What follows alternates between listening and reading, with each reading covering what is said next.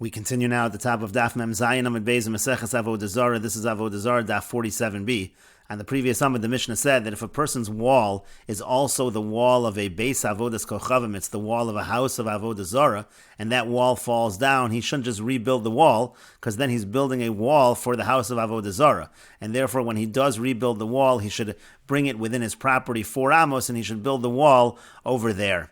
And the Mishnah continued and said that if that wall, half of it is on his property and half of it is on the property of the Avodah Zara, so then the Mishnah continues, Nidon mechzal mechza. So then you judge it from the middle of the wall, meaning from wherever his property boundary is.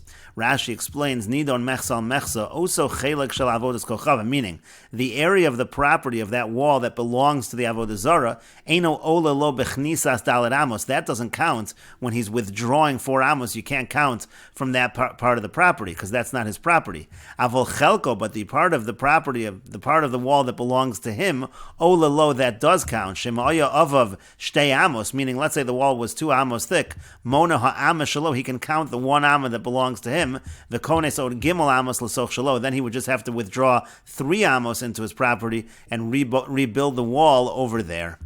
And the Mishnah continues, Avonav eitzav va'afaro, the stones, the wood, the dirt, meaning of the wall of the Avodah Zara, mitamin kesheretz, it's tamei, tumas sheretz, it's tamei, the same tumah as a creepy crawly creature. Shenemar, as it says in the pasuk, shaketz teshaksenu.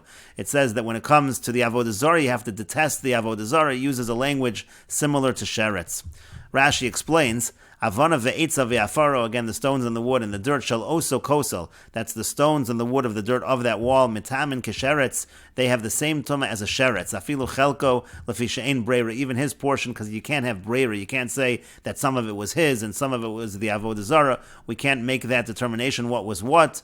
And the point over here is sheretz ein mitame b'masa. Sheretz is not tame through tumas masa, which is the tumah of lifting up. So the tumah of sheretz specifically is not going to convey that kind of tumah. And shaketz is lashon sheretz, the word in the pasuk of shaketz teshaksenu, that's a language of sheretz. And the Mishnah continues, Rabbi Kiva says, kinida, that the tumah of the stones and the wood, etc., that it's not a tumas sheretz, it's actually tumas nida. And the Mishnah continues, Shenamar, as it says in the pasuk, and this is a pasuk in Yeshayahu, it says, Tizrem kimo dava, the word dava over here is a reference to nida, and say tomarlo, that's the conclusion of the pasuk, and it's comparing Avodah Zara to nida. Ma nida metama b'masa. Now, just like a nida, there is tumas masa, meaning there's even tumah not only by touching, but there's also tumah by lifting. Af avodas kochavim metama b'masa, so to Avodah Zara is metama b'masa, again according to Rabbi Akiva. And Rashi explains, Nida mitama b'masa, that by a Nida there's tumas masa. T'chsiv, as it's written, v'chol hanogea b'chol kli asher teishev olav. If anyone touches a vessel which she sat upon, alma temisei l'kli asher nasa osa. So you see that there's a tumah of the kli that carried her. V'afa b'shalon nog, even if it wasn't touching. Sha'afilu hayu asara kelim zalzeh. For example, let's say there were 10 vessels, one on top of the other, and so now she's not touching the one at the bottom, but it is lifting her up. Kulan b'chlal asher teishev olav hein. That's all considered what she is sitting upon. And again, the pasuk in Yeshayahu, it says, Tizrim k'modava ba'avodas kochavim ishtoi. The context of that pasuk is Avodah Zara, and again, there's a comparison in that pasuk to Nida. And the Gemara says, but if you withdraw the wall into your property, aren't you actually just giving more space for the Avodah Zara? Shouldn't that be a problem? And the Gemara says, Amar Reb Chanina Misura, Reb Chanina from Surah says, Da'avad le beis hakisei, you turn that space into a beis hakisei, a place to go to the bathroom. But the Gemara says, V'aboitz niyusa, but a person needs privacy. How can that be a beis hakisei? And the Gemara says, Da'avad le beis hakisei delayla, well, he can use it as a beis hakisei at night, so it's dark, people can't see him. But the Gemara says, V'amar mar, but didn't the master say, Eizehu tzanua, what's considered a modest person? Hanifne belayla b'mokom shenifne b'yom, that he only goes to the bathroom at night in places where he would go to the bathroom during the day, meaning in private places. You shouldn't go to places that you wouldn't go to the bathroom during the day. You shouldn't use those at night. Now, even though that statement of Ezo Tzanua Hanifna B'Layla B'Makom Shenifna B'Yom, really we say that statement is talking about in the fashion that you use the bathroom. You have to do it in a private manner. But still, nevertheless, Tzniusa Boy Lemebad, there does need to be a certain element of tznius, of privacy, of modesty. And so the Gemara says, fine, the Ovid Leila Tinokos, he'll make it a Beis HaKisei for children, that will solve that problem. And the Gemara says, Inami, or you can say, Degadrle behizmi v'hingi, that he fences the area in with thorns and shrubs, and so he makes it a private area, and then it can be used as a Beis HaKisei. And Rashi explains, David le Beis HaKisei shenifna sham, again, he'll go to the bathroom over there. V'haboitz niyusa, don't you need to have privacy, modesty? V'anon tanan do'asr livnos kosa lahafsik beino, uvein avodas kochavim. And again, we learned in the Mishnah, he can't build a wall to separate between him and the Avoda Zara. Lefisha bonei ul avodas kochavim, because that would be building it for the Avoda Zara. B'mokum shenifna b'yom, even at night you should go to the bathroom in places where you go to the bathroom during the day. Shetzorach tznius, again, that tznius, modesty is needed. V'afagav d'shaninu b'perak haroa, even though we learned in Perak Haroa in Brachos, lo tema b'mokom sheyitzorach lehisrachik b'layla kivayom. Don't say it literally means in the same place. They have to go so far away at night, just like during the day. You don't have to go that far away. Ela kiderech shenifna b'yom, rather just means he should go in the same fashion that he goes during the day. Sheyeh nifra miyushav u'chashir shanasnu chachamim tefach u'tvachayim. He has to cover himself in the proper way. Mikol mokom, nevertheless, shmami no dev'ina nami b'layla tzniya. Still we see that at night there has to be an element of tznius. V'hachalek tznius. Here there certainly is no tznius. T'chazu le b'nei avodas kochavim, because the people who serve the Avoda Zara are going to be able to see him. That's the problem. And again, the Gemara then answered, well, he can make it an area as a bathroom for children, or he can again enclose the area with hizmei and v'hingi, with thorns and shrubs, kotzim uvarkonim. And again, in that way, it won't be a problem of a lack of tznius. And the Gemara continues with the Mishnah, Shlosha Botim Hein, there are three categories of houses when it comes to Avodah Zara.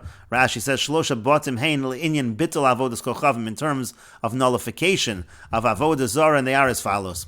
Bayis shebeno mitchilo la'avodas kochavim. Let's say you have a house that was built initially from the outset for Avodah Zara. Hareza aser, that is forbidden. Saido v'chaido la'avodas kochavim. Let's say he plasters it, he puts concrete, he puts a finish on it, la'avodas kochavim, for Avodah Zara. V'chidesh, he adds something new. So notal mashachidesh. So whatever was added on for the Avodah Zara, that he could simply take off, and the rest of the house will be permitted.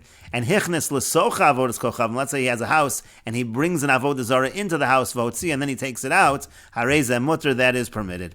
And Rashi explains, Bayis shetchilas binyanu la'avodas kochavim. If the house at the very beginning of it being built, it was built for Avodah Zara. Vayu ovdin es habayis atzmo, when they serve the house itself, hareza aser, that's forbidden. Dechol habayis havi avodas kochavim, the whole house is Avodah Zara. Vim ha'oved kochavim beno, and if the oved kochavim built it, aser ad sheyivat lenu, it's going to be aser unless he nullifies it. Sheyitot mimenu ketzas, he has to take from it something.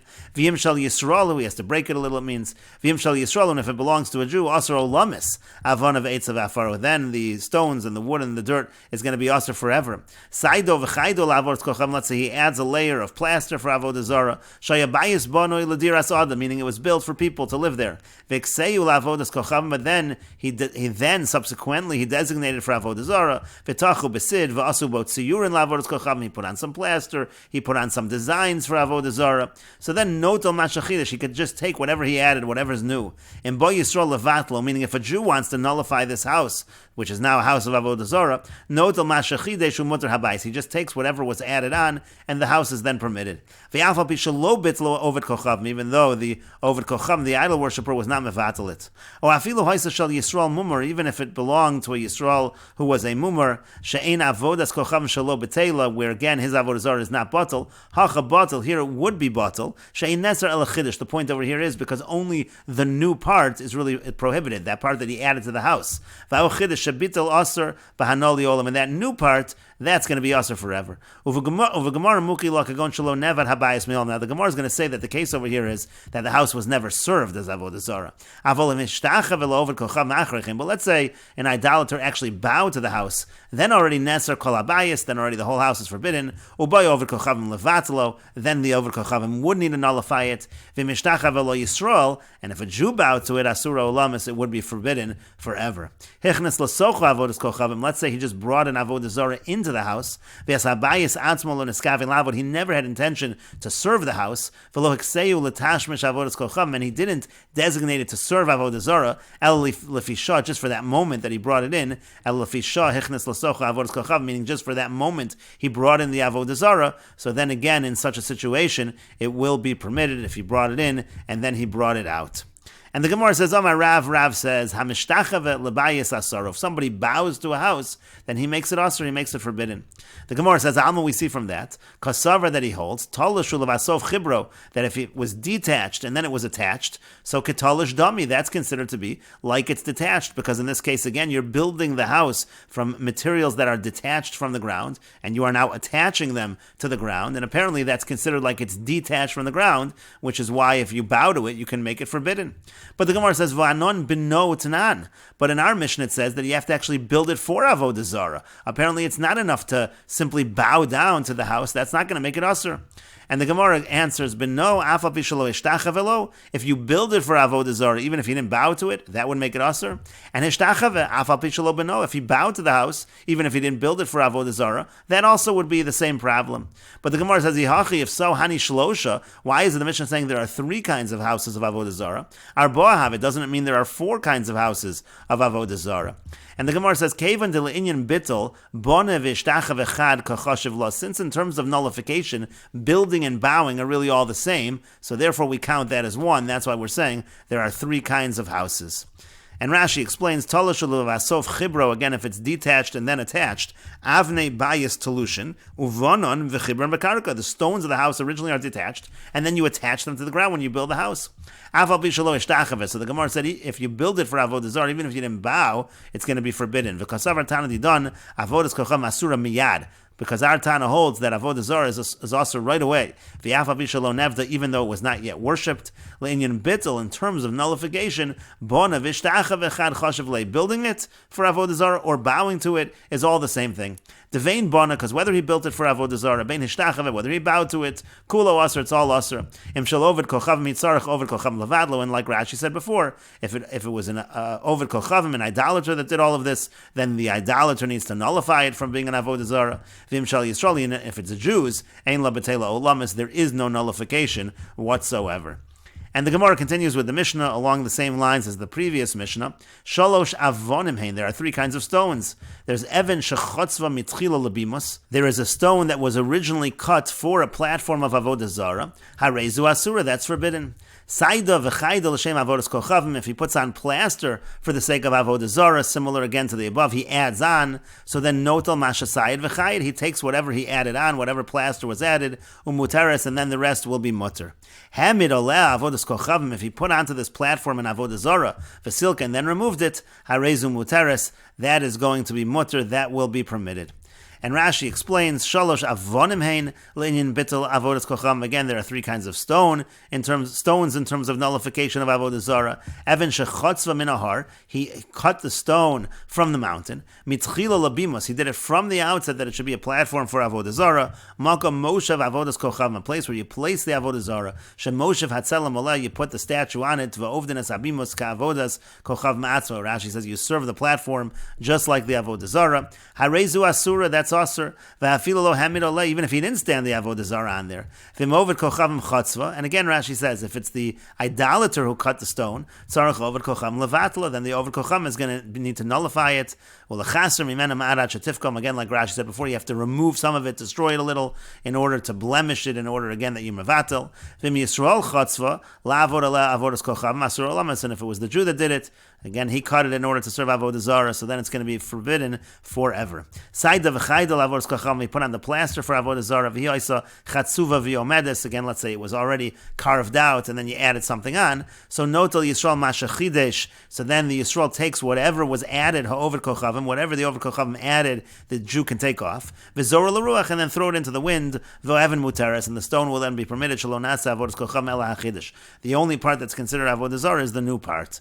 Hamid olah avodas kocham lefisha, if he just momentarily put an Avodah Zara on there, v'lo hiksas ha'evan labimos, he didn't designate the stone to be a platform, v'silka, he just removed it, harezu muteres ve'in sricha bittel, it's going to be mutter, you don't need any nullification. And the Gemara says, Rabbi Ami says, V'ushasayid v'chayid begufa shaleven. When we're talking about adding on to the stone, it has to be to the gufa shaleven. You have to add on fundamentally to the stone itself. And Rashi explains Vushasayid v'chayid begufa shel means shechakak bot tsura bebarzel, that he actually takes he takes some kind of a metal tool and he actually has to carve into the stone, and then he adds the plaster.